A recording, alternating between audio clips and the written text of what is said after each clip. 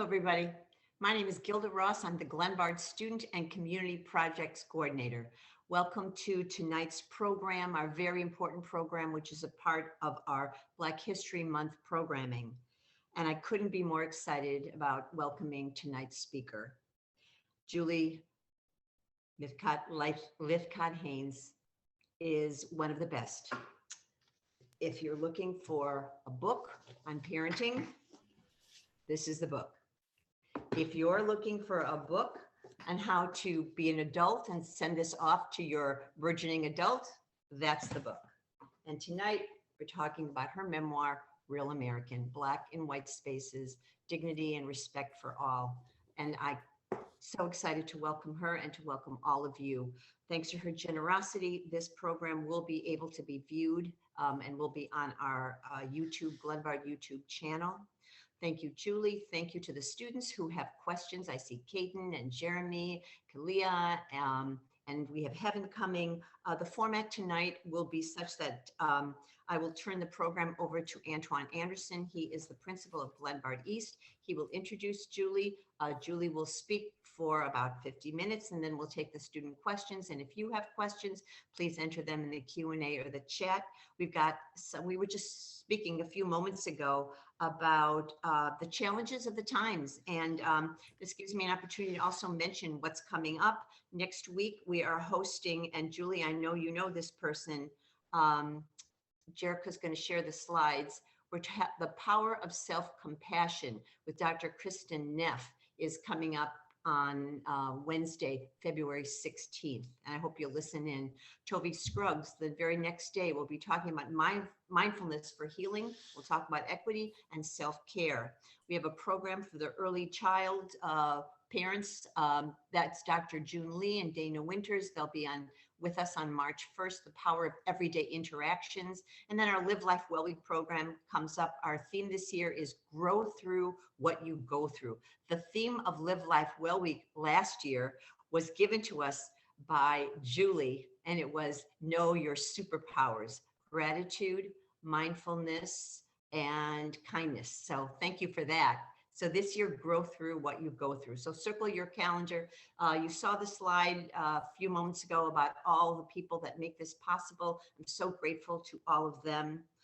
Before I turn it over to Antoine, I just have to say, we may disagree on many different things, but the one thing we can't disagree with is the experiences that we have. And so tonight, we're going to hear one person's experience, one extraordinary person's experience. I think when I look back on the 26 years of the Glenbard Parent Series, I do believe that Julie has been with us more times than anybody else because she's been with us on multiple occasions for her books. So it's really such an exciting evening. And I'll turn it over to you. Antoine, take it away. Thanks, Gilda. I would also like to welcome everyone tonight. It is absolutely my pleasure to introduce our guest tonight. Julie Lythcott-Haims believes in humans and is deeply interested in what gets in our way. Her work encompasses writing, speaking, teaching, and mentoring.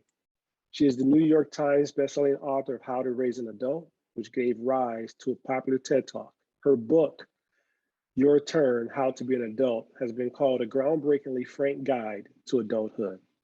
She returns to the Glenbard Parent Series tonight to discuss her critically acclaimed and award-winning prose poetry memoir, Real American, which illustrates her experience as a Black and biracial person in white spaces.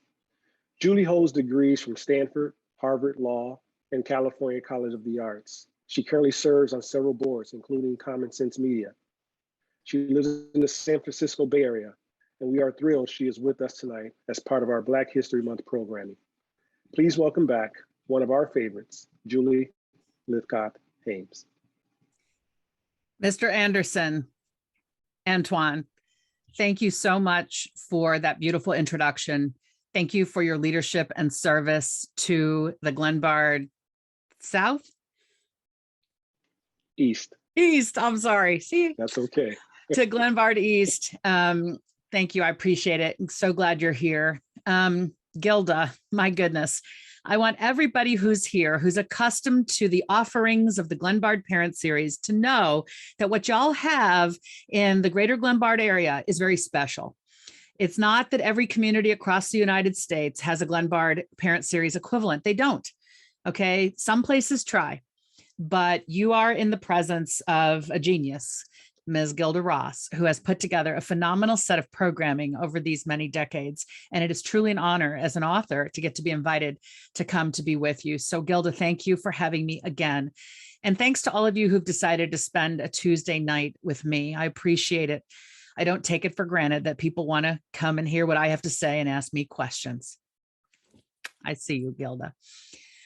I wish I could be with you in person. Don't we all long for that? I wish especially that I could be with you, because although I have been a Californian now half of my life, a number of my formative years were spent just about 2.5 hours north of you in Wisconsin. I am very much a Midwesterner somewhere in my bones and in my heart, and it is good to be back. It's always special to get to be with an audience of folks I feel that I can relate to in that manner of neighbor and just how we behave with one another in the Midwest, which is very different than the coasts. Gilda invited me, I think 10 months ago. We were planning my Your Turn talk. That was in April. And then right then she said, you know what? I want you back. I want you back in Black History Month. I don't tend to put things on my calendar 10 months in advance, but I did, because I wanted to be sure that I was available when Gilda wanted me, because of this special connection that we have. And she said, I want you to come for Black History Month. I want you to talk about your story as a Black and biracial woman growing up in white spaces, get us thinking. And I said, absolutely. And what neither Gilda nor I, nor any of us could have anticipated was how the moment, the American moment, how the American narrative about itself with regard to race was going to shift even further than it had when Gilda and I were planning this last April. We can't talk about race anymore without acknowledging that white supremacy is on the rise in this country. A violent ideology that says that a certain subset of the human species are better, more deserving, more entitled to this America, to its opportunities, to safety, to quality of life, that they're more deserving than the rest of us. It is a frightening ideology that directly or indirectly impacts so many of us, not just me, this person here to talk with you from my vantage point as a biracial Black woman, not just Black people, not just brown people, Asian people, Muslim people, Jews, queer people. There are a whole lot of folks who don't matter if your ideology is white nationalism, white supremacy. It is scary. It is present in all of our communities, and it is growing. This happens to be the moment we all happen to be living through. And I think my message tonight is, what are we going to do about it? What are we going to do about it so that we can all feel proud when our grandchildren are learning about these years in America? I want us all to feel proud about what we can tell our grandchildren, perhaps our great-grandchildren, how we stood up in this difficult moment, what we chose to do that made things better. I mean, I know that that's a tough way to start a talk, but these are rough times in America, and we've got a pandemic, and there's climate change that's happening, and systemic income inequality. We're in a moment, y'all. We're in a moment. And what I know with certainty is that regardless of who we are, we want to be treated with dignity and kindness. And when we put that in the forefront, that's what I need, that's what she needs, that's what he needs, that's what they need. Well, we can really start to affect some magic with one another as human beings. So that's the context in which I'm situating this talk tonight. I want you to know that I believe in us as humans. Okay, I believe that a set of humans who put their heads together and hearts together can actually make a difference and make things better. My theory of change, in fact, is at the individual level. In other words, some people have a focus in life on vote. Let's vote for the right people. And that's important. Yes. And let's donate money to the right causes. Yes, that's important. And let's enact the right policies. Yes. All of those things are important. That's not my work. My work is right here. Often in person before the pandemic, now virtually. I'm trying to connect with you through this webcam, person to person. My theory of change is that at the level of our heart and mind, yours and mine, we can have some tough conversations about what's not working and what could be working better. And we can actually emerge to a better place. That's how much I believe in all of us. So tonight you're here for some reason. Gilda's promoted this and you're like, yeah, I'm going to spend my Tuesday night having this conversation, right? We've decided to be in conversation about this topic of my lived experience as a Black and biracial person in white spaces and what I've learned through my experiences and what I think about this America now and how we might collectively make it a happier, healthier, kinder place. It's hard to do conversation. These are hard times. We're all arguing with each other about everything. You don't need me to tell you that. Okay. It's brave to show up, to be in conversation around a potentially sensitive or difficult subject. So I applaud you. I don't know why you chose to make this event a part of your week, but I am glad that you did. And I hope you get nourishment out of it, something useful, something you can hang on to, something you can relate to. As I share my stories tonight, I want to invite you to notice what comes up in your body as I talk. What I mean is the body is the location of our emotions. Before our brain can say, I'm stressed, before our brain can say, I'm happy, our body is already giving off evidence of whatever the feeling is. I'm going to tell some tough stories about my experience. And stuff might come up for you. You might relate to my stories. You might be nodding your head and saying, same thing happened to me. Even if your background is very different than mine, you too were otherized. You too were ostracized, mistreated, what have you, on the basis of your identity or identities that you carry. Stuff may come up for you and trigger you in that way. And I'm sorry if what I say brings back up a memory for you of your own pain. I'm sorry for that in advance. And I will say, in my experience, it helps when somebody tells a story that you can relate to, however tough it is, because then you know you're not alone. So in advance, should that happen for you, I hope you feel that connection, not alone, not alone. And if you haven't had any of these experiences and cannot remotely personally identify, I'm glad you're here. And I want you to be asking yourself, well, why did I choose to come? How does this impact me? What am I going to be curious about? And when stuff comes up for you and your body starts to, you get a dry mouth or your hands get clammy or the hair on the back of your neck goes up, I want you to notice that's your body saying, this makes me uncomfortable, or I really, I think this is important and it scares me, or I really agree. Whatever the emotion is, just notice it, maybe jot it down or just make a note for yourself in your mind. It matters. Your feelings in response to my stories are valid, is what I'm trying to say. I've indicated that the chat can be open. And you know what? That's a little bit of bravery for me. Sometimes speakers get heckled. Sometimes people say mean things. I'm trusting you not to say mean things. If you do, we might have to talk about it, but we're keeping the chat open because I want to invite you to share, to the extent that's your vibe, share what comes up for you. Okay. This is meant to be a conversation, and we will get to the formal Q&A part at about the top of the hour. So be thinking of the questions you want to ask, but feel free if you're having some kind of thing that I say you want to respond in the chat, go ahead. That's absolutely fine. All right. So I wrote this book that we're here to talk about, Real American. This is the hardcover, so it doesn't match the red jacket that Gilda showed and is in all the promo. That's the paperback. This is my original book, the only copy of it I've ever had, and it's well worn with lots of flags and stuff. This is me as a little girl when I was about 1. Okay, that's me, angry, already saying like, hey, something's not right. Something's not right.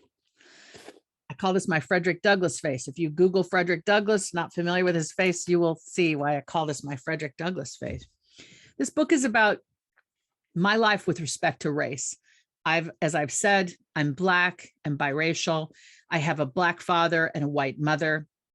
They raised me in white spaces. My father was a physician. My Black grandfather, my father's father, was one of the first Black doctors in this country. And my own father followed his dad's footsteps and became a doctor. My father helped eradicate smallpox. He took a vaccine and went to the continent of Africa, West Africa in particular, and helped inoculate people to protect them from a terrible disease. He was extraordinary. He died over 25 years ago. And he fell in love with my white mother, a white British lady. And they were different race, different nationality. They were also 20 years apart. My dad was in his 40s. My mom was in her 20s when they met. And they fell in love when it was against the rules for them to dare to be together. Okay. I come from people who broke the rules of society by falling in love and marrying. Okay. I came into the world inherently problematic in the eyes of some / many / most, I can't be sure. Because in 1967, that was the year I was born and the year in which the Supreme Court said you can no longer have laws saying Black and white people can't marry. But when my parents had married close to 2 years earlier, it was illegal in, I think, 12 states for them to be married. So I think I've been transgressive from the start. I've known I didn't belong from the start. I got those messages early and I got them often. I want to be clear. I also, in addition to having some difficult experiences, have had a very privileged life. We talk a lot about privilege these days, and I want to just try to claim a little bit of mine for you so that you don't think that I'm here saying life has been terrible and blaming it all on my bad things that happened to me, blame it all on racist white people. It's not anywhere near that simple. I'm highly educated. I told you my father was a doctor. My mother has a PhD. They gave me educational opportunity. I went to brand name college, law school. I'm a corporate lawyer, where I was for some time. We were middle class when I was growing up. Now I'm upper middle class. I have very light skin. So whatever I've experienced by way of racism is nothing like that my darker brothers and sisters experience. So I've got class privilege. I've got education as a privilege. I've got light skin. I've got this voice that I'm often praised for. A lot of white people over the course of my 54 years have praised me for being so articulate. And it's really something we consider now a microaggression because nobody says that to white folks. You're so articulate. It's sort of like maybe you didn't expect someone who looks like me to speak like this. So I want to be clear. My memoir isn't about suffering. I am, in fact, very privileged. I do have white adjacency through my mother. My husband is white and Jewish. But I think where I try to locate my book is not in the place of I've suffered more than anybody, not at all. But rather, I think my book is trying to say racism doesn't care how educated you are. Racism doesn't care how light your skin is. Racism doesn't care what you sound like when you talk or how much money is in the bank. Racism is racism, period. Racism is the notion that some folks are inherently better than the rest of us on the basis of color. And my stories are about that. So I'm going to tell you a few stories from this book. I'm going to try to bring us right up to the present moment. And then I want us to talk about how we can all be better allies. All right. So to the stories. Like many Black and brown children in America, when I was young, I learned pretty early on that something was wrong with me and something was wrong with my amazing daddy. When I was 3 or 4, we lived outside of New York City. My father was on the faculty at Columbia, and we were living across the Hudson River in a little, small community, bedroom community of Manhattan. And Daddy was busy. He was in public health. He was important in his field. He was 50 when I was born. So he's now, my goodness, he was 54 when this story happened. And I'm 54 now. I just got that. He's been dead for so many years. I don't have tears very often, but wow. Okay. So when my father was about the age I am now, and he had a tiny little girl called me, he would take me out to town on the weekends, like to the hardware store. And we'd park the car and walk down the street, and I'd be holding the hand of my magnificent father, tall, dark, and handsome, 6'2", dark like dark chocolate, and just magnificent, handsome, and smart. And he had the kind of presence where you just notice when he walked in a room. He just commanded respect and attention, despite all the negatives associated with Blackness, particularly in that era, in the minds of white folk. So we'd walk down the street, and I'm holding my daddy's hand, and I would occasionally see a white man who's crossing, who we're walking this way, and this stranger is walking toward us. I'd see the stranger coming, not every day, not all the time, but enough to teach me that some strangers hate daddy. I would see this angry face, almost like a snarl, a sneer, glaring at my father. It frightened me. It was meant to frighten me. It was intended to frighten us. Daddy was not frightened. He just pursed his lips, kept walking straight ahead, would not make eye contact, and he gripped my hand tighter, which said to me, "You're safe, baby. I got you." I couldn't have called it racism then. It took a number of years for me to connect the dots. In some ways, though, being mixed race, having a white mother, going out shopping to the grocery store with her, she didn't get those sneers of hatred directed at her. Daddy did. And I learned at age 4 that something's wrong with daddy in the eyes of these strangers. And maybe something's wrong with me too. We moved from New York. We moved following my father's career. So we left New York for Madison, Wisconsin, when daddy came to work at the UW. And I was swimming in a pool with friends and was 7 years old. And somebody's parent came and pulled their kid out of the pool because I was there. It was said in those days that Black children shouldn't swim with white children because we were contaminants, that somehow our Blackness might rub off on the white kids in the pool. My father got appointed to be in the Carter administration. He was Assistant Surgeon General under President Jimmy Carter. So we moved to Northern Virginia, and now I'm in the 5th grade. We're living in a community that's largely white. I'm 10 years old. I'm doing very well in this school. And my best friend, Susie, gets pulled into the gifted and talented program in the 5th grade. She gets pulled out of the regular courses and gets to do extra projects and puzzles and things. And I'm excited for her, and I'm jealous because I'm like, I want to do that. I mean, I know Susie's smart, but I know she's not smarter than me. I know. So I go home and I say to my mom, you know, Susie got pulled into gifted and talented. Susie's getting to do extra puzzles and projects. Why not me? And my mom says, well, that doesn't seem right. So she goes and talks to my teacher, Mr. Polanski. But Mr. Polanski was not persuaded. My mother tried, but she couldn't convince him that I should be in this gifted or accelerated set of programs. So she gathers herself up and she goes to talk to the principal. And my mother's an educator, so maybe that's where her sense of I have the right and the obligation to do this came from. And the principal agreed that I could be tested. My mother said, can't you at least test her? The principal said yes.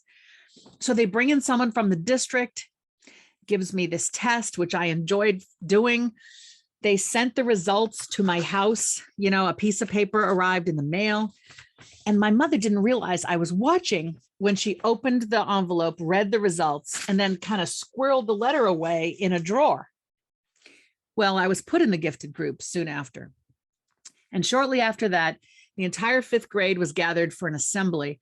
And my teacher, Mr. Polanski, stood at the front of the room. The assembly hadn't started yet. He stood at the front of the room, kind of arms crossed, and he looks around and he says to nobody, but sort of lands his eyes on me and keeps going with his eyes. He goes, apparently all it takes, he's his fellow teacher. He's got other teachers standing up here with him. So he's ostensibly saying to them before the assembly starts. He goes, apparently, all it takes to be gifted is for your parent to meet with the principal. I knew what he was doing. Do you know what he was doing? Pop it in the chat. Who knows what Mr. Polanski was up to? I was 10, and my teacher was telling me, I don't see you for your smarts. I can't see your smarts. You do not deserve to be in the accelerated program, right? He was saying, somehow I got a spot I didn't deserve. You know that narrative. That's what he was saying. I only got put in the accelerated program because my mother argued. Yeah, Letitia says, calling you out for your mother's leverage. And all my mother had done was insist that they test me. Because you see, I read the results from the district. I went and found them, showed me what my IQ was and the raw score on the test. It said I was in the 99th percentile of test takers. Well, there ain't nothing higher than that. I knew that the test showed I belonged. My teacher got a copy of the test. I mean, of the test results, but he could not abide it. And he wanted to let me know that he thought that I had not earned my spot in this program. As some of you are old enough to recall, Ronald Reagan beat Jimmy Carter. A Republican beat a Democrat. We had a peaceful transition of power. Let us never take that for granted. And we moved back to Wisconsin, this time to Middleton outside Madison, and where I would be in high school, a high school of 1,200 kids, all white, and me. And when I say all white, I mean there were 2 Jewish kids, but they were not considered white. They were discriminated against. And me. So it's 1,200 kids, and I'm doing my best to do well in school and make friends, and I do. I thrive. I make friends. I have a best friend. I have a boyfriend at some point. I joined the pom-pom team. I sing in the state championship choir. I'm in student government. And one day I go over to my best friend's house, and she's in her basement rec room watching a movie on the VCR, today's equivalent of Netflix. She's watching Netflix, she's watching Hulu, she's watching a movie. And the movie she's watching is Gone with the Wind.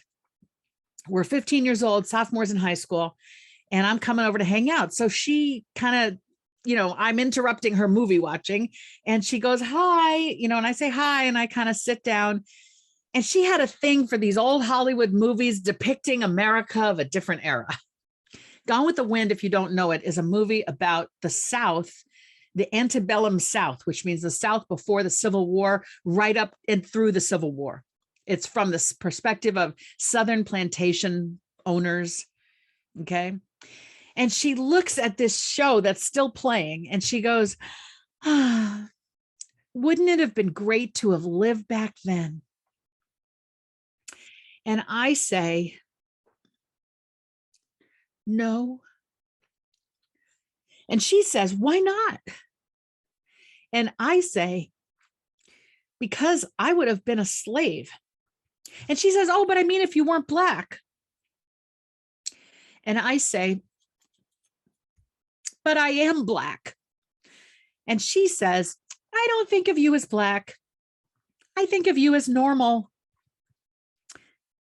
So from the looks on the eyes of strangers as a small child to how my teacher would not see me for what I was capable of in the 5th grade, to now friends saying, don't worry, you're not Black like them.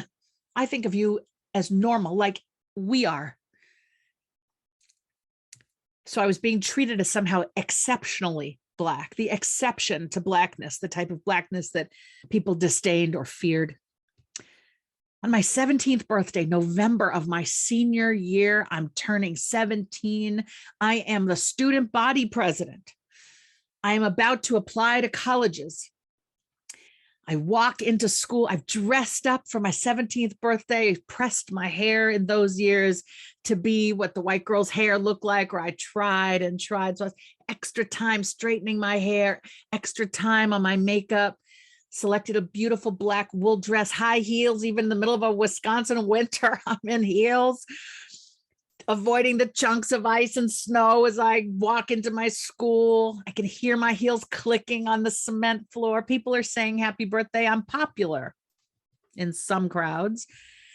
Thank you, I say when someone says happy birthday. I can see my locker way down the hall. My best friend has decorated it as we did in those years. I can see way in advance that she's taken paper and put together what we called a birthday locker sign. It's sort of in some ways like an Instagram story these days, like where it was 5 sheets of white paper that she'd taped together in a long column. Our lockers were 5 feet tall. And she'd cut out faces and words and things from magazines, like she cut out things that she thought looked like me and reflected me. And she glued them on this sign, and it even had ribbons spiraling out. I was so excited to see what she'd done. Her birthday was 2 weeks earlier, and I had done the same thing for her. So I see the sign and it's beautiful. And I thank her and a few other people saying happy birthday, because once you have the sign, then everyone knows it's your birthday. And I just put my backpack, take my coat off, put my backpack in the locker, grab a couple books for my first couple of classes, slam the door, and walk to class. And I am feeling, to use a very old and gendered term, I'm feeling like the man. You know what I mean? Some of you know what I mean. Like, I am the man. Like, I own this place. I'm feeling it. I'm 17. I'm smart. I'm strong. I'm beautiful. I got friends. Like, it was a highlight day for me until about 10:30.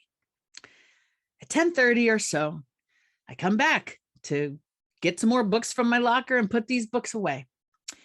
And I notice that somebody has come by and written the N-word on my birthday sign 3 times.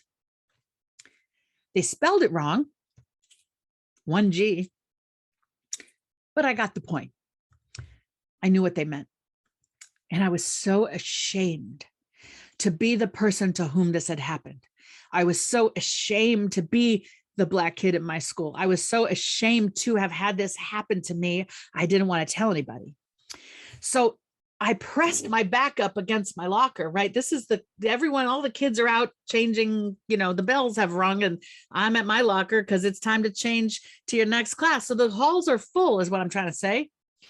And so I'm just pressing my body against the locker so nobody can see these words behind me. They weren't huge. It wasn't like this. It was just here, here, here. In between the beautiful things my best friend had put together were these embarrassing, shameful, hateful words. So I'm hiding it from anybody who might notice. And then when the bell rings, I race to the office and ask one of the office administrators if I could have a big black marker, one of those permanent markers they tend to have in school offices. And they don't bat an eyelash over why I'm not in class, because I'm the student body president. They know that I'm probably dealing with something. I take the marker, I race back to my locker, and very, very carefully, I wish I had a thick black marker here as a prop, but I took this marker and it's thick black marker. I covered the shameful word, and I covered it here, and I covered it here, just kept going over it and over it so that I had these black boxes where the word was. And I went about my day. And at the end of the day, I took the sign home. I want to put it in my scrapbook. I'm at home. I fold it so that it can fit. It's a long sign, as you know, so it has to be kind of folded up. I fold it accordion style so you can just unfold it and see it in its magnificence. So I just basically paste the first page, the top page in the book, and the rest folds out. And before closing the scrapbook, on the opposite page, my homecoming ticket stubs, okay, high school. I cut out the 3 boxes. I just cut them out and I throw them in the trash. And I never tell a soul. I didn't tell anybody that day, not my parents, not my best friend, not my boyfriend, not the school. I would go on to tell nobody until I was 44. From 17 to 44, I kept it a secret because I was so ashamed to be the person it happened to. I applied to college in the next few weeks. In April, I accepted an offer of admission to Stanford University. Some of my classmates had applied. We were a school with 300 per class, and only 10 of us would leave the state. It was not common to leave a state. Half of my classmates would be going to technical school. Some wouldn't go to college, to higher education at all. So a minority of students went on to four-year higher education to get a bachelor's degree, and 10 of us left the state. So some of these very high achieving kids had applied to Stanford. 2 of us had gotten in, and some didn't. And in math class one day, my friend Harris, who'd applied to Stanford, hadn't gotten in. His dad walks into our math class, which was the last period of the day. And he sits down next to me and he says to me, "Julie, you got into Stanford."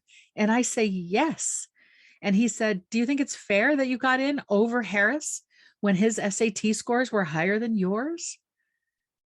Well, I didn't know what to, I mean, what was he saying?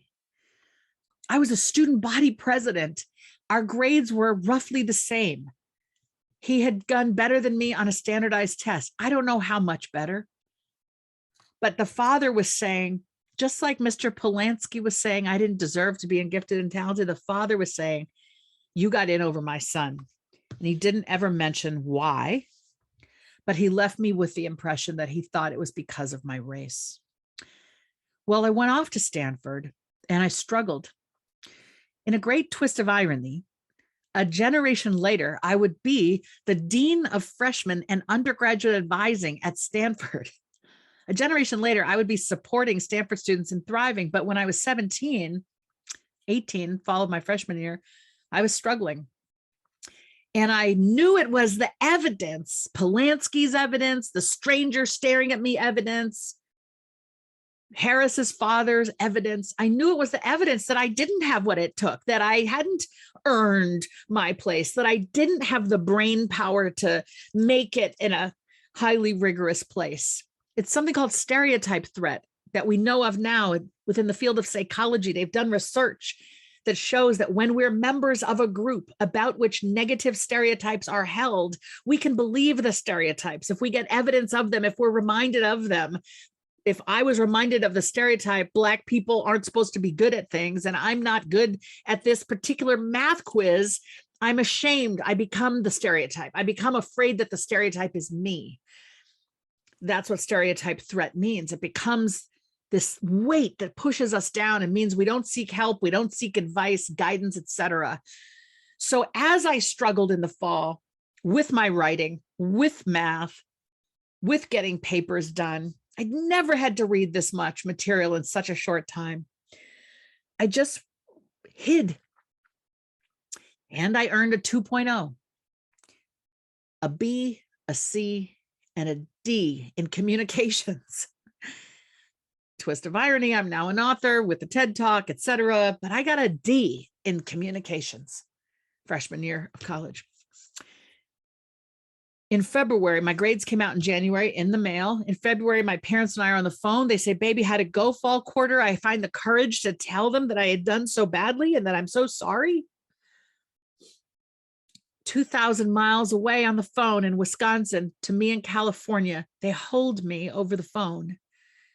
They reassure me that they love me. And they tell me to go check out that nice advising office they heard so much about during orientation. This is the office I would one day manage as the dean.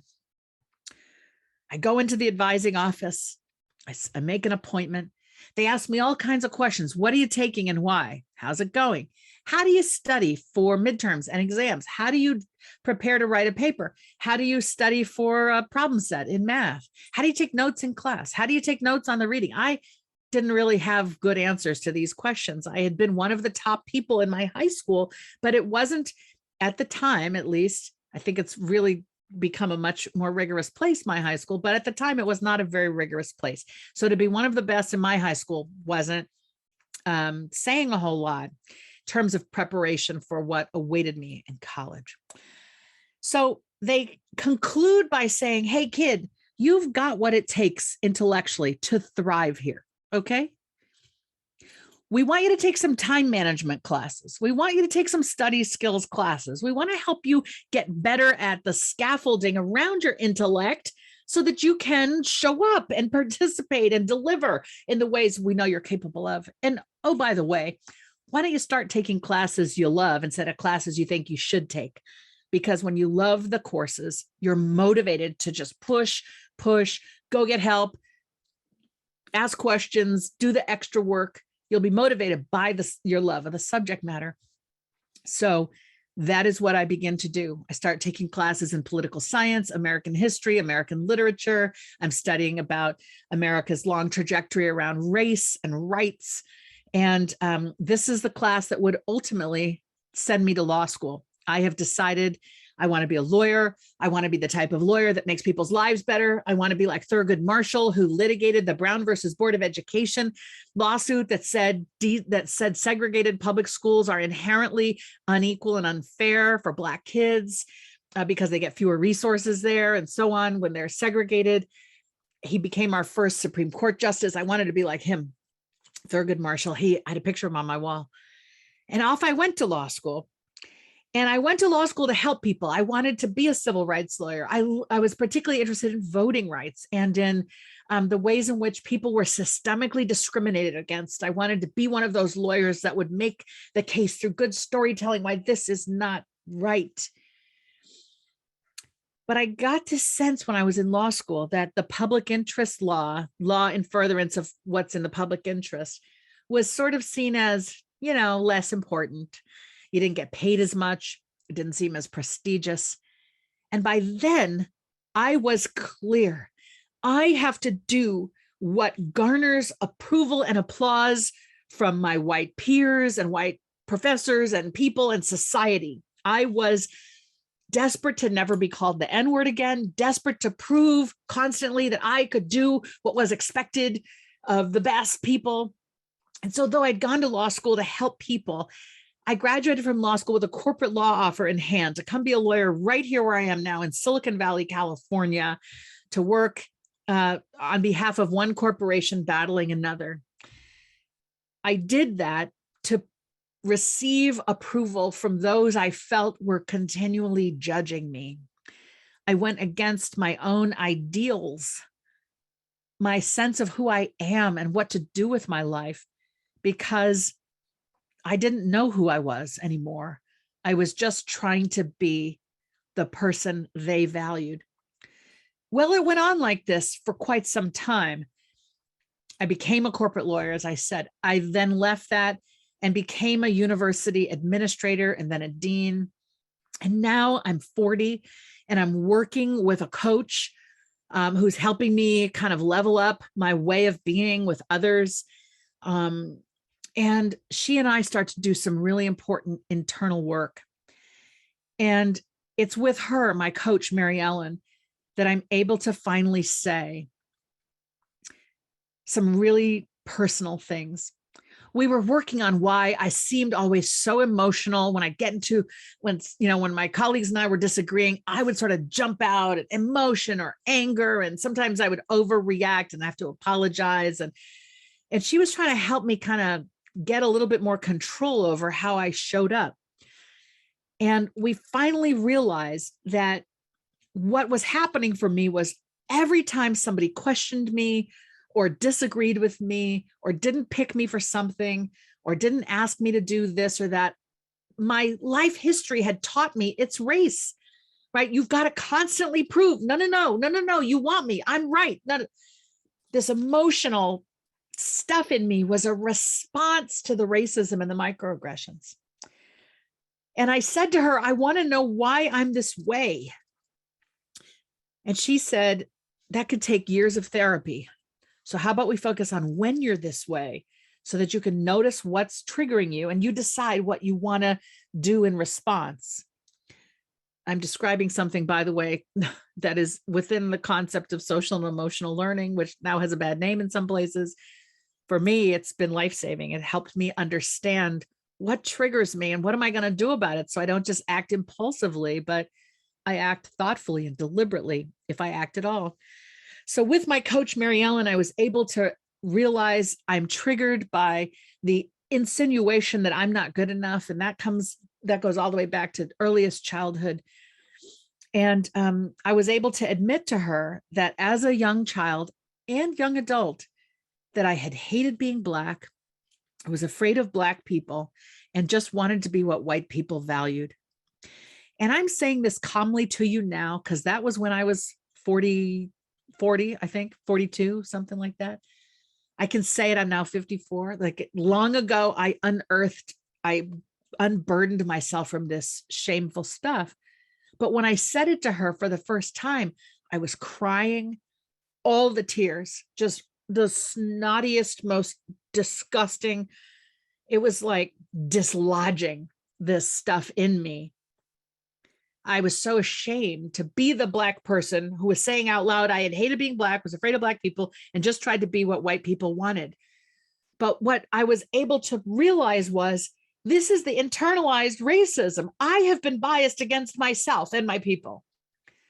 And giving voice to it to someone I trusted, and discovering she didn't run out of the room or tell me I should be ashamed of myself. She just held space, and I said it. And I relieved myself of it. And the best way I can describe it to you in terms of what was happening psychologically is, it was like a bully had been chasing me all my life, right? You're not good enough. As a Black person, you'll never be good enough. You'll never be, right? Because Black people are problematic, right? I was running from that. And this time, this day, I turned around and faced it. I put my hand on my hip and I called it what it was. And the bully ran away. Instead, I was infused with this sense. The very next day, I was infused with this sense of love for myself. Like, I can just be me. It's not about what they want or they need or they expect. I don't need to run from them. I don't need to run toward them. They don't matter. I can just be me and love this self in my Blackness, with my biraciality, with my white mother, and all the complications of race and my particular permutations. And I was beginning to be healed, and ultimately got healed. So I went to this place of innocence of childhood, plunged into self-loathing in my teen years, and emerged to this place of self-love in my 40s, just in time to try to be the parent my kids needed and deserved. I've told you my partner's a white Jewish guy. We've got 2 kids. They're multiracial. My daughter has very light skin and very loosely coiling hair. A lot of folks don't realize that she is multiracial, mixed race. My son is a little darker than me, has big afro-y hair, enormous. He presents to the world phenotypically as a Black male. He's 22 and my baby girl is 20.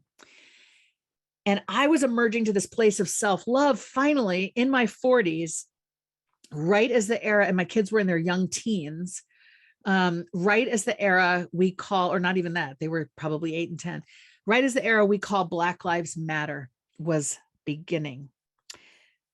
President Obama was newly elected, and folks were buying guns in record numbers, and folks were joining hate groups as tracked by the Southern Poverty Law Center in record numbers.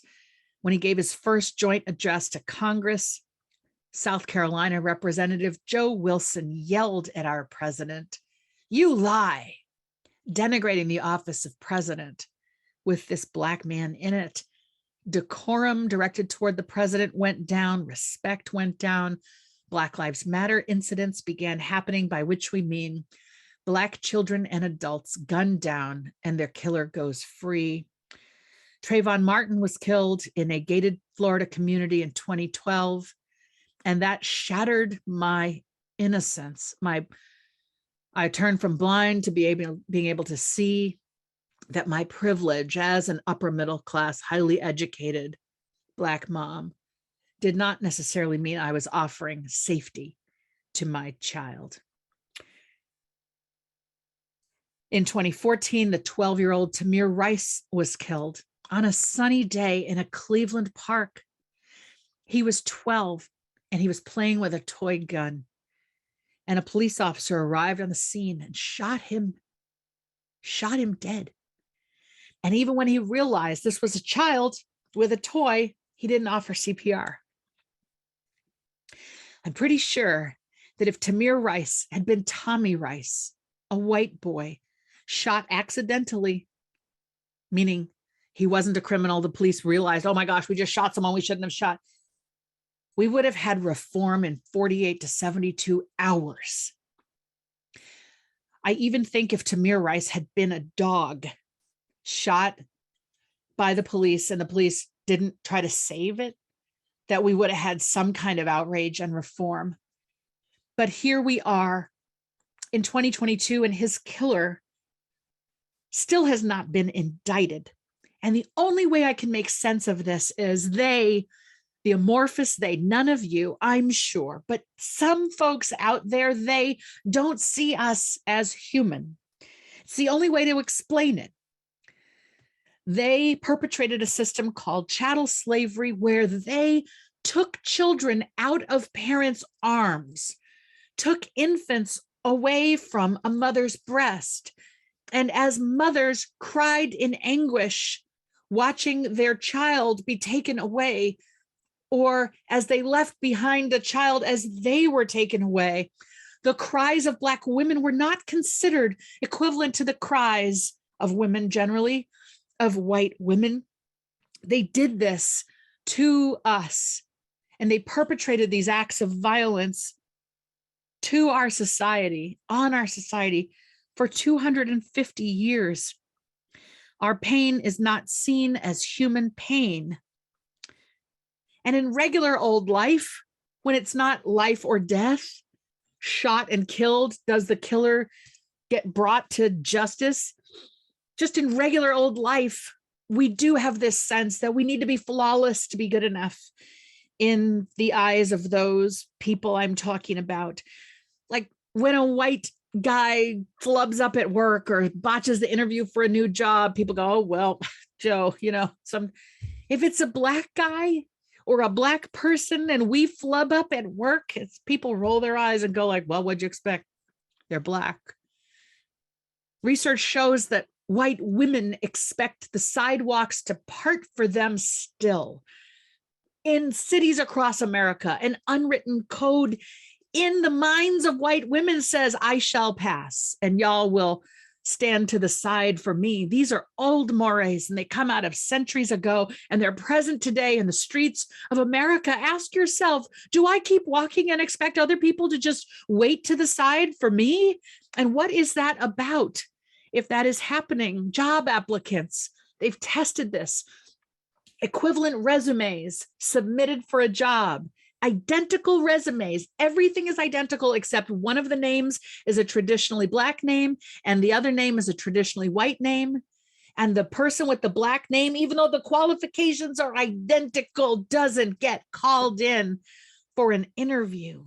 And they've done it in housing, apartments advertised for sale, and people show up in the same clothes and the same, manner of decorum. The Black person shows up and it's, oh, I'm sorry, we've already rented the apartment. And then 5 minutes later, their white counterpart doing the study with them shows up and gets shown in, oh yes, we've been delighted to rent to you.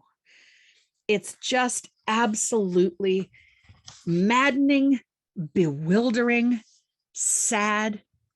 Because here's what I want to say, y'all. I don't know if you're religious. I'm not particularly religious. I'm one of those spiritual, but not affiliated with a religion type. God gave us this skin. God gave us this skin color.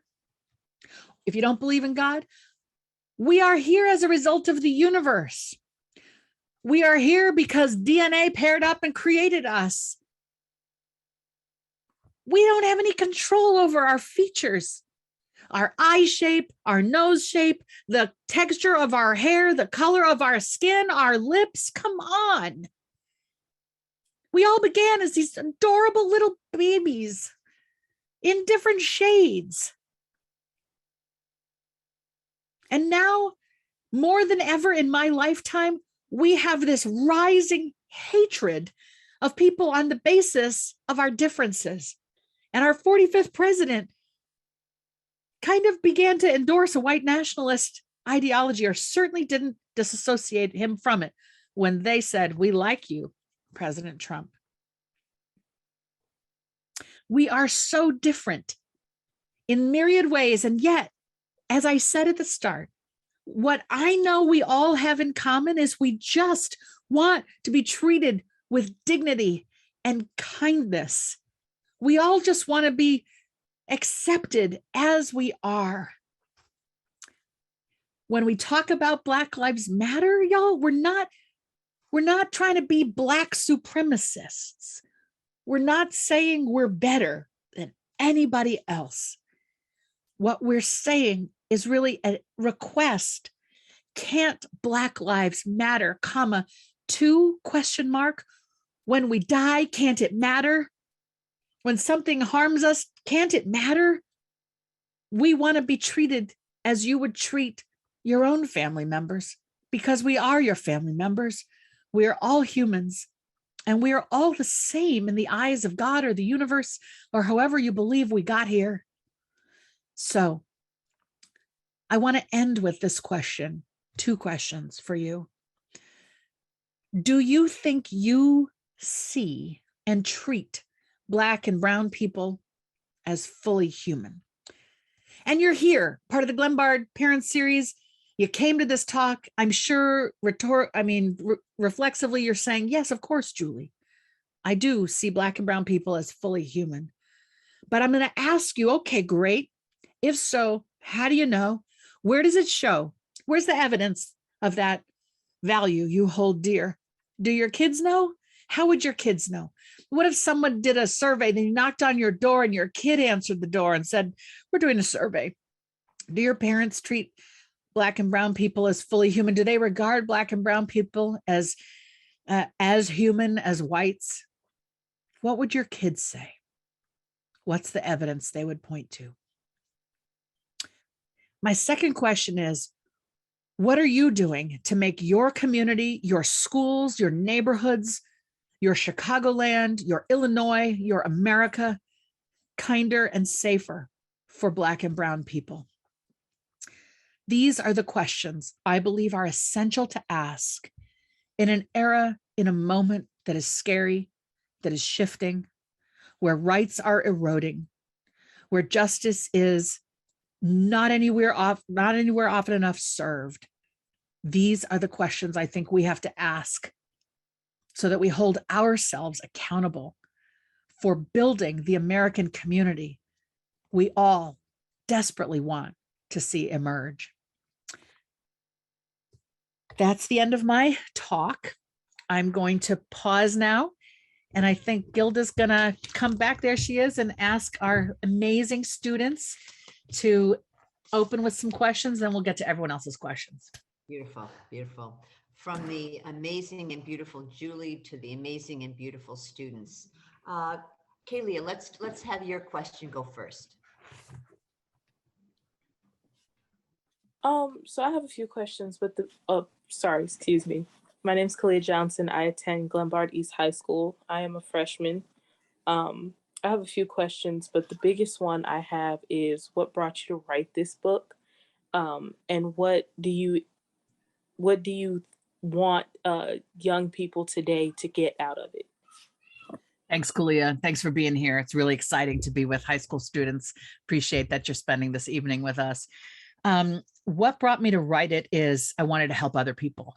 I had been in this place of really isolation from the Black community, having been raised and then gotten educated at largely predominantly white institutions. And so I just felt very distant and alone in my self-loathing and insecurities. When I did the work and finally became this self-loving Black woman, I was persuaded that maybe mine wasn't a unique experience, that maybe there were others who, for whatever reasons of where they grew up and how they were raised, might have experienced the same things I did. And maybe this was an important contribution to the larger narrative about what it's like to be Black, brown, mixed, of color in America. So I wrote it to be of service. And I believe that's why you write memoir. If you want to just tell your own story, put it in your journal. But if you think you can serve, then try to publish it. And what I hope young people get, I think, Kalia, is tell your stories, tell your truths to yourself and to trusted others as soon as you can. If you have experienced violence, hatred, discrimination, speak of it. I told you, Kalia, the N-word written on my locker, that happened when I was 17. I didn't tell anybody till I was 44, right? That's just way too long to keep such a painful experience inside. It's different now. It's better in a number of ways, although in some ways we are dialing back to olden times in really problematic ways. But I think that's my message. Have the courage to go find that trusted adult or a friend group and unburden yourself of the shame or the pain of the situation, the incident, whatever it was. Don't remain silent. Silence rarely helps anything. I want you to feel the power of your voice and your right to tell the truth of what you're experiencing. Thank you. You're welcome. Thank you so much. Jeremy, you are up next. My question for you is, in recent years, there's been a major racial divide permeating our nation. What can this generation do to encourage a more hospitable and inclusive environment for future generations? Jeremy, I'm a big fan. Thank you for your question. Thank you for being here. I'm a big fan of Gen Z for a whole lot of reasons, but specifically pertaining to your question, here's what I know as a fact. You are the most diverse generation in American history, number one. So you are likely to have friends who are of different backgrounds.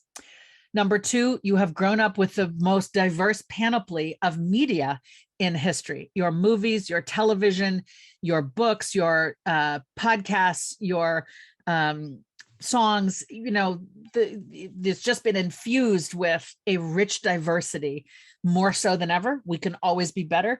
But you've been exposed to things that prior generations weren't. When Black Panther came out, when Crazy Rich Asians came out, Black people sat in the audience and cried because it was like the first mainstream blockbuster movie where Black people were playing all the roles and it wasn't like a stereotypical Black friend. And Crazy Rich Asians, I'm told by my Asian friends, had the same impact. It was just tears of like, wow, we just get to be people. We're not playing some character or stereotype. So your generation is diverse. Your media has been diverse. In many places you've grown up with a curriculum around how do we treat each other with respect? How do we have tough conversations across difference? Okay. You also know technology better than all of the rest of us combined. So you have ways of showing up in the world to disrupt things and to create things. And so I just think that armed with who you are, an inherently greater appreciation for difference, armed with your technology, I think you're going to help knit us back together. The fractures, I think you're going to help heal them and glue them and knit them, which is not to put it all on you. The people older than you bear tremendous responsibility for the world we've handed you. But what I want us to do as your elders is not to just continue to lead and do it the way we always have, but turn to you and say, what are your ideas? What do you think we ought to be doing? How can we heal? How can we mend? Specifically, I will say, as I've said already tonight, but just to underscore, I believe in this. If we can sit down and say, you know what, I'm not sure I agree with you about X, Y, and Z, but let's not be combative. Let's say, you know what, we're humans. Let's figure out something we have in common that we can talk about, so we can establish that we're not that different, then begin talking about the thing that we disagree about. There's actually someone named Irshad Manji who's written this book, Don't Label Me, an incredible conversation for divided times. She goes into high schools and she goes to college campuses and helps people have tough conversations. We need more of us of all ages, equipped and ready and brave enough to have these difficult conversations around things we disagree about. And frankly, the mask stuff and the vaccine, the whole COVID, there's such discord there. It almost makes racism feel like that might be the easier thing to talk about, because accepting that we're all humans who just want to be cherished and loved, regardless of how we were born looking, that feels to me like an easier truth in this very complicated American narrative.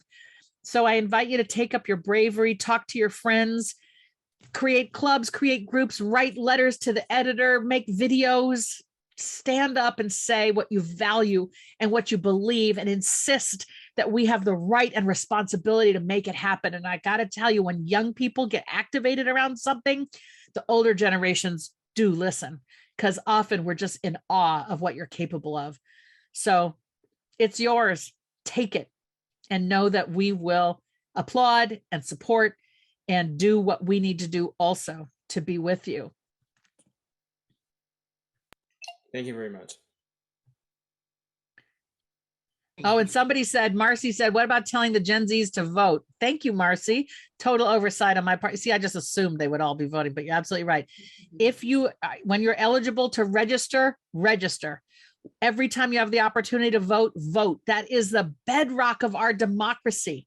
Okay. Voting matters. Voting is everything. So don't you ever let anyone take away your right to vote. And don't you ever keep yourself from voting when voting day comes. Thank you. Caden, you are up next. Okay. Hi, I'm Caden. I'm a senior from Glenbard South, and I actually have two questions. So the first being, you've spoken a lot about your personal challenges being Black or biracial in a wide area. And for students with similar backgrounds, I know that can be very mentally strenuous. So what advice would you give them to deal with their mental health? Because I know that can really deteriorate it. And also, when you mentioned that you've come to grips with your internalized racism towards Black folks and to yourself, did you blame yourself more for that, or was it the world around you that caused that internalized hatred to form? Thank you, Caden. Appreciate your being here tonight. Appreciate the questions. For kids who are Black, brown, more broadly, let me extend it out to different than the majority in the space they're in. This could be queer kids, trans kids, Muslim kids, Jewish, depending. It could, right? We have the capacity to alienate and marginalize people on all kinds of identity bases. First and foremost, my message is you have the right to be here. I want you to love yourself. I want you to know it gets better when you get older and you get to choose where you're living and you get to decide, I'm going to live in this community, not that one, because my people are here. I'm going to attend this kind of school, not that one, because I feel I'll be cherished and I belong here. You see what I mean? You get more choice as you age. So that is coming. I would say that mental health is so essential to our ability to function. So if you can afford it, if you have access to it, I would seek out a therapeutic conversation, preferably with somebody, ideally with somebody from a background that matches yours so they can get it. So they're not going to say, well, why are you taking it so personally? They'll be like, I've been there, I get it. Getting good mental health support is important. Affinity groups are important. A lot of schools have the opportunity to gather up, in particular, affinity groups, which some people think is like the Black people are segregating themselves by joining the BSU. I say, no, we're just congregating and building some kind of solidarity so we can get back out there to the predominantly white environment and feel strengthened and supported and feel like we can be okay. So find other kids like you, is I think what I'm saying, to the extent you can. Look for that one trusted mentor, that teacher who gets it. I got to tell you, if there had been one teacher at Middleton High School who pulled me aside and said, hey, kid, you look a lot different than everyone else here. Should anything ever go down, you come find me. I've got you. My God, listen to me. I'm 54 and I'm crying over something that did not happen 41 years ago when I got to Middleton High School. Okay. One adult can make a difference, the research shows, in the life of a child. So I hope that adult is in the life of the hypothetical kids you're talking about. Someone you can trust, telling your truth to, can really help you know what, fine, I've got someone who believes in me, and that's enough to, help me move forward, even if the situation is still hard. In terms of the internalized racism, you asked me who I blamed for it. I think I'd done enough reading. I'd done enough to know about the concept. I just didn't realize it applied to me until I had this aha moment. I did not blame myself. I think I was initially blaming myself. I was ashamed to be the Black person who had ever not wanted to be Black or ever felt all those other horrible things, because I thought I was the only person who'd ever felt this way for a moment. But then I was reassured that I wasn't the only person to feel this way. And I began just doing more of the work and more learning, reading on the subject. And I was able to squarely blame, those societal messages that I had gotten that something was wrong with people like me. And I was able to put the onus of that external to me.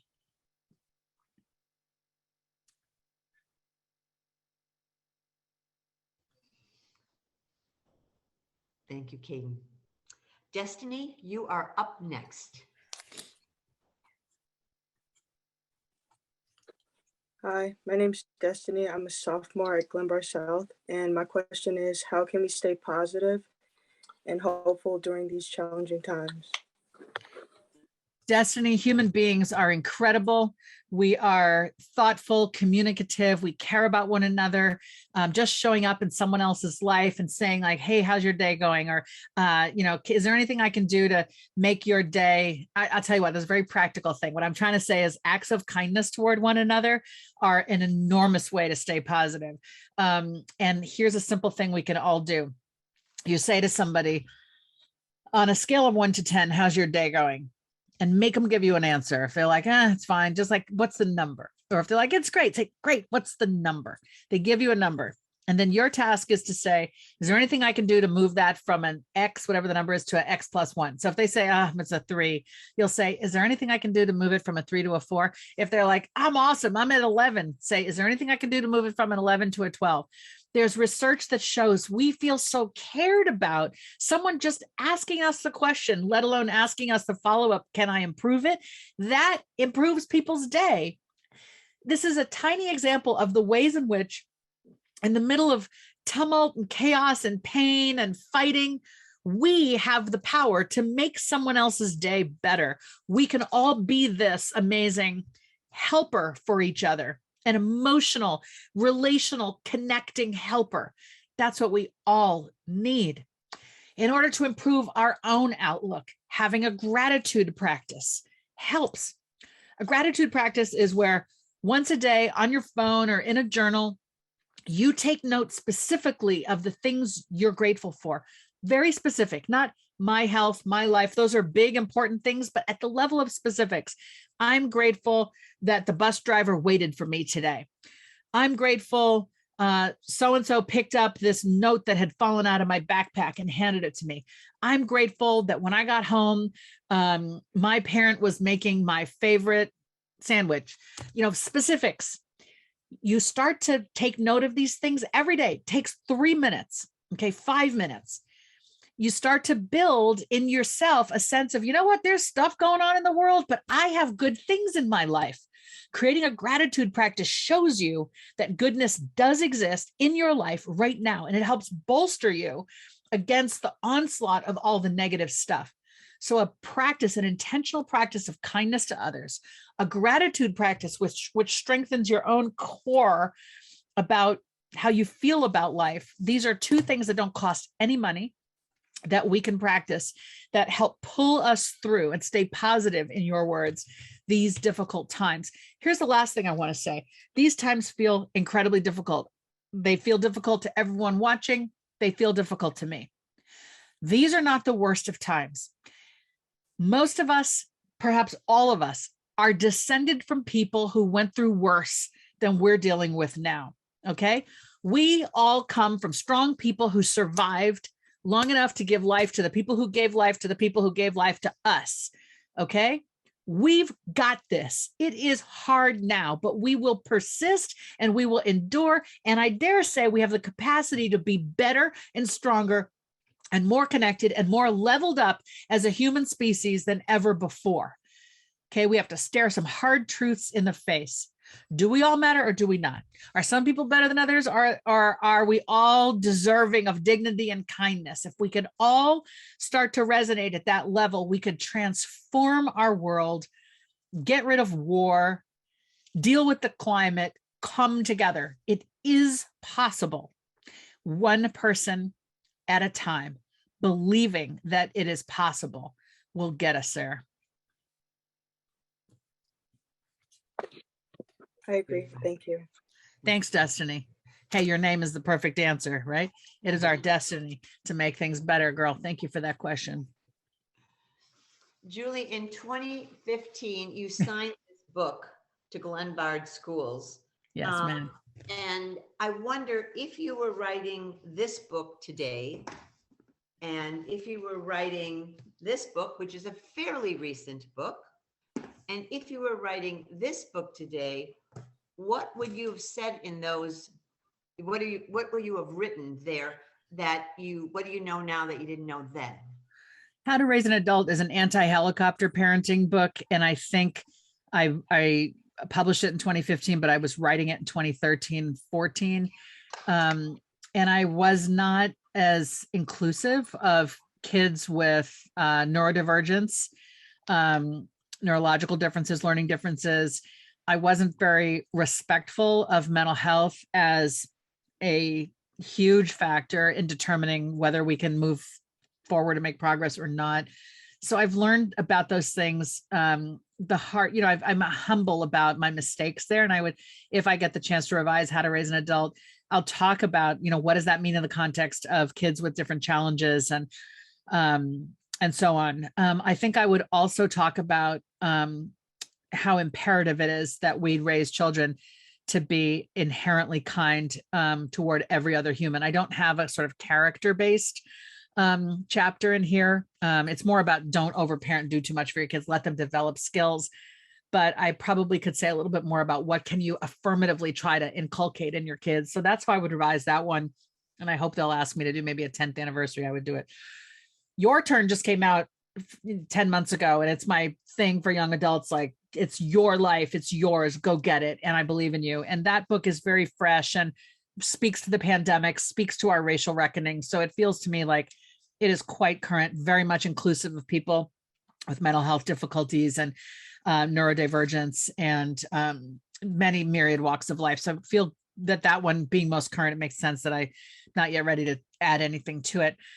The book on race, Real American, I think I gotta say, I used the term white supremacy in this book, and I wrote it in 2016. And I remember being worried that people would think I was overreacting.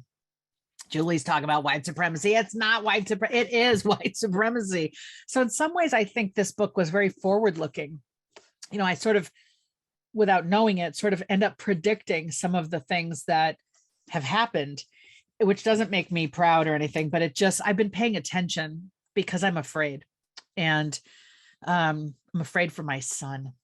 And I think, there's nothing like a parent's love for their child to make you focus in on things. So I'm afraid for all of our Black and brown kids. I'm less afraid for my daughter. My daughter being light skinned, she's more likely to be in spaces where people say horrendous things, but don't realize that she herself is multiracial. And that's a different type of pain that she endures, but I don't worry about her getting cut down on the street.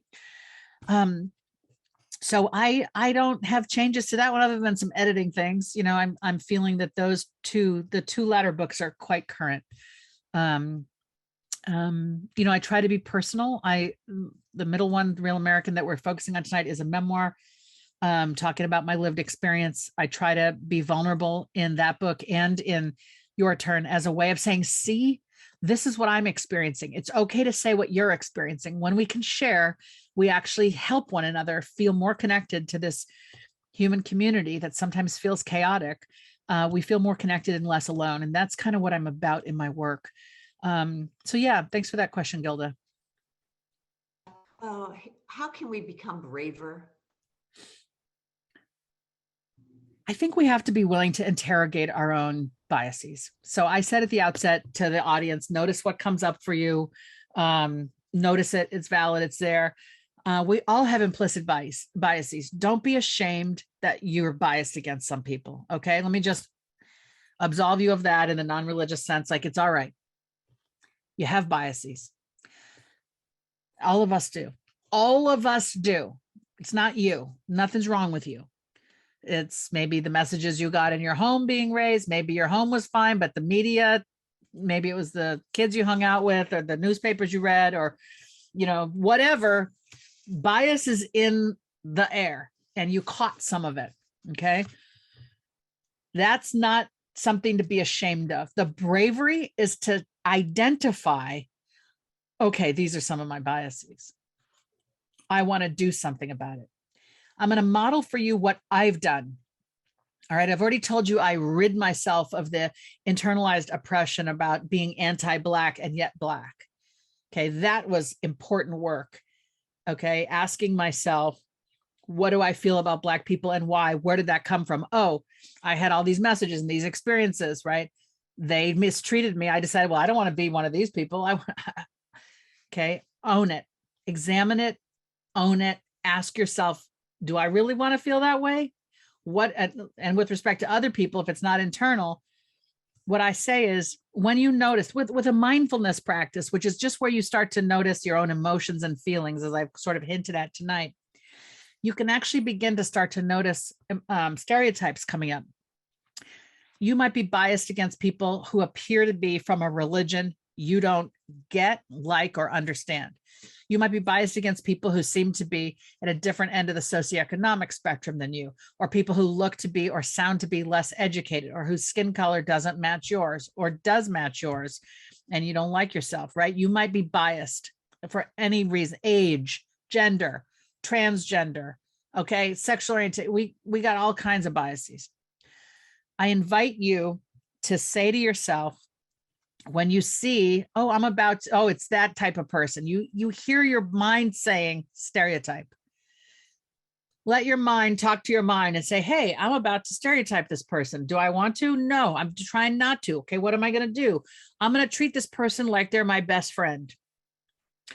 And then your face gets kind and your eyes light up and you talk with them like they're what? A person. All you're doing is telling the stereotype, go away, not today. I'm going to treat this person like they're me. I'm going to treat them like they're my best friend. I'm going to treat them like they're a long lost friend I'm dying to catch up with, where I'm just like, hey, how are you? It's so good to see you. Tell me more. That's what dignity and kindness look like in conversation, instead of letting the stereotypes kind of be the lens through which we see people. So that's what I think the bravery is, being willing to examine our own stuff and then work hard to do something about it. And the book I highly recommend is The Person You Mean to Be by Dolly Chugh. How Good People Fight Bias. And this is specific advice on what you can do within your own self to rid yourself of the biases that have been planted there by all these years and decades of life. You can do it. If I can do it, you can do it. We all need to do it. Need to do it. Several people have made a similar comment that our children may have experienced a discrimination, racism. Why are they so hesitant to bring it home and share it with the people who could help them through it? Can't know about any particular family. What I'll tell you about my own is I was worried either my parents wouldn't react at all, like they would tell me to be stiff upper lip and don't be emotional. I come from people who've endured a lot, so they tend not to like to experience their emotions. So I was worried they would under support me. I was simultaneously worried that they might freak out and create a ruckus, and then the fact that I'm the Black kid at school would be like all anybody could talk about, because my parents were now storming the school board. I just didn't trust that they would sit with me, let me cry, hold on to me, tell me they loved me, and ask me, is there anything you want us to do? Our kids need to know that. Our kids need to know we're not going to take their life and run with it. You know, barring an emergency, none of us should be putting ourselves in someone else's shoes and handling it for them. We need to empower our kids by, when they do bring stuff to us, by saying what I just said my parents could have said, which would have been, you know, I'm so glad you're bringing this to me. I love you. Do you want to say more? I'm here. Can I make you some tea? Like, don't act like it's the end of the world. You're trying to create a container so that they can keep sharing what's on their mind. And after you've listened, actively listen, where you just reflect back what you heard. So you're saying this happened. That must have been really hard. Am I getting this right? Do you want to say more? Pause and then say, I have some thoughts about what I might want to do about this, but this isn't mine, it's yours. I have some thoughts though. Are you interested in hearing them? Thoughts about what you might do? And your kid might say, no, I don't want your thoughts. I just want to share. That's fine. You got to leave it at that. But if they're like, yeah, I'll hear your thoughts, then you could say, well, one thing is we could do nothing. We could just talk here and that's enough. Or you could go and tell someone at school, or you could go to that friend's house, or you could go to that coach or whatever it is. And you could go by yourself, or one of us could go with you, or one of us could have that conversation for you. That's my least favorite, I would say to my kid, because this is your life and I don't want to step in your way. Just let your kid know you've got thoughts and ideas. You're not trying to fix it or handle it. Most importantly, that their emotion is 100% okay with you. If a kid isn't bringing it home, I think we have to set better examples. We have to create a better vibe in our home that we can talk about anything.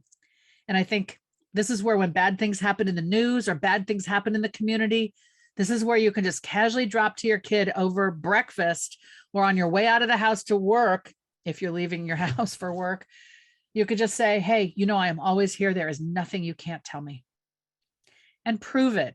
When they screw up and do something wrong, before you lose your mind, remember that you're trying to be a safe place for your kid to come to. So you can say, I'm not happy that this happened, but I love you no matter what. They need to know that. And the more they know they are loved no matter what, the more they'll drop hints about what's going on in their lives. It's a beautiful thing.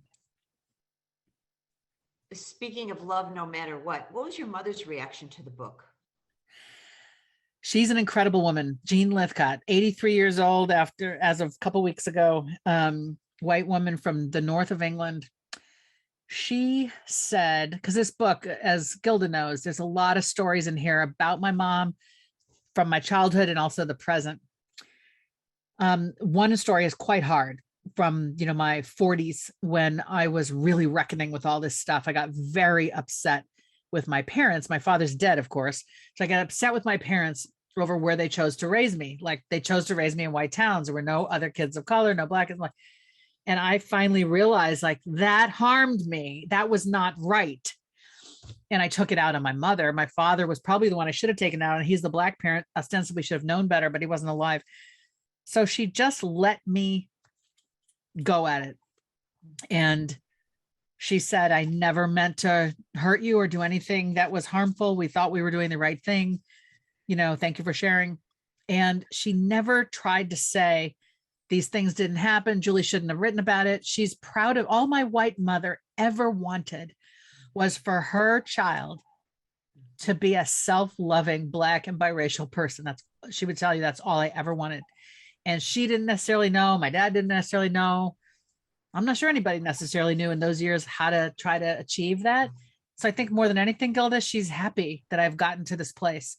And she's very gracious about what she did and didn't do and knew and didn't know. And she's been incredible. In fact, I need to, next time I see her, which will be for coffee tomorrow morning, we have a weekday coffee for an hour. I'll just use this as another opportunity to say, you know what, Mom, thank you so much. I know you were doing the best you could. It's never too late, is it? I do thank her, but I just, why not thank her again? Right. Yeah, absolutely. So many analogies about how we can help our kids through COVID, the listening, the validating, the understanding. I'm here for you. So many takeaways. What's next for you, Julie? Well, it's funny that we just talked about my mother, and this is now the answer. We've co-owned a home together here in Silicon Valley. It's a very expensive part of our country, and in order to help our kids go to the best public schools, and no better public schools than in your neck of the woods, right? We've got a good set out here, and it costs a lot of money to live here. So my mother sold her house in Massachusetts, and we sold our little house here, and we bought one house in the air quotes right school district. Now y'all can fight about whether that means Glenbard South, North, East, or West for terms of the high school, but that's what we wanted. We wanted the best public high school, and we got it. And so we owned a home together. We still do. And we've been living together and butting heads as the matriarch and the grand matriarch, I call us, me and my mother, trying to be adult women in the same kitchen.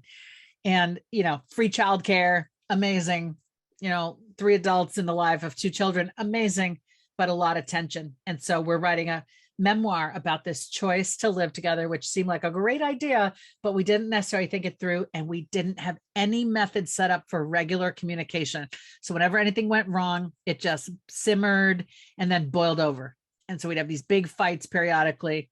And we finally, through mindfulness, we finally developed a way to like talk our difficulties through and our misunderstandings and listen and not get angry and not get overly emotional. And so we want to write, again, I feel you write memoir to be of service. As I said in response to Kalia's question, I think we want to write this book to be of service to people who find themselves in a multi-generational setup, you know, for whatever reason. You know, everybody matters, and you got to understand we don't all have the same perspective, and we don't all have the same needs, and we don't want to make assumptions. You know, we want to speak clearly about our needs, listen well to the other person, you know, be willing to give the other person the benefit of the doubt. And my mother and I really learned that the hard way, and we want to write a book about it. So I'm pulling that book proposal together right now. I can't wait, since my mother lives with me as well. I know, right? You're an amazing mother. Can't wait. I am so grateful to you. The time that you spend with us, it's so special. We learned so much from you. So many takeaways. You change us, Julie. That's what you do. You change us. I appreciate you, Gilda, and your community. Letitia's here with a lovely comment of thanks. We appreciate your being here, Letitia. Seriously, this is meant to be helpful to everybody. So please do whatever you felt yourself nodding around or thinking, you know what, I want to learn more about that. Whatever it was, just go there. You know, we can all learn and grow. I think we all should learn and grow until we take our last breath, because who wants to just be a potted plant? You know, you want to be learning and growing so you continue to flourish. And these are important. These subjects are important opportunities for us to learn and grow. So I invite us all to be as brave as we can be. Our nation, our children, our world, our great-grandchildren need us to be as brave as we can be. Here they are. They're all coming in. Amazing, beautiful, challenging, fabulous. You are. Can't wait to see you again. Thank you. Thanks, Gilda. Thanks, Erica. Thanks, Katie. Thanks, everybody. Letitia, appreciate it. Kathy. Yeah, see, if we were in person, we could just be chit-chatting by the podium right now. This is pretty good because you make it. Thank you. Julie. All right. And I want to just also thank Kalia, Jeremy, Caden, and Destiny for participating. Y'all are awesome. And thank you for doing this. Thanks, Gilda. Thanks, everybody. We're in good hands, right? We're in good hands for the future. That's right. We sure are. Take care. Thank you. Bye.